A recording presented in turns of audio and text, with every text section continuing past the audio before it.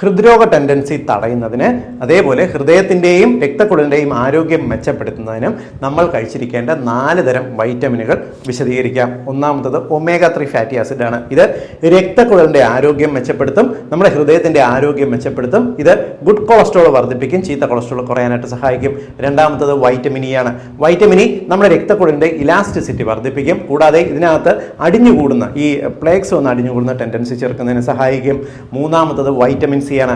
Vitamin C അടങ്ങിയിട്ടുള്ള ആഹാരങ്ങൾ പതിവായിട്ട് കഴിക്കുന്നുണ്ടെങ്കിൽ ഇത് രക്തക്കുഴലിനകത്തുണ്ടാകുന്ന നീർക്കെട്ടിനെ ചേർത്തിട്ട് അതിനകത്ത് ഉണ്ടാകുന്ന ചെറിയ ചെറിയ കേടുപാടുകളെ വളരെ പെട്ടെന്ന് മാറ്റി രക്തക്കുഴലിൻ്റെയും ഹൃദയത്തിൻ്റെയും ആരോഗ്യം മെച്ചപ്പെടുന്നതിന് സഹായിക്കും.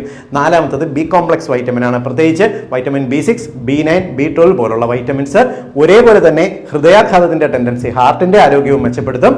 അതേപോലെ രക്തക്കുഴലിൻ്റെ ബ്ലഡ് വെസൽ ഡിസീസ് ചെറുക്കുന്നതിന് സഹായിക്കും. എല്ലാവർക്കും വേണ്ടി ഒന്ന് ഷെയർ ചെയ്തോളൂ.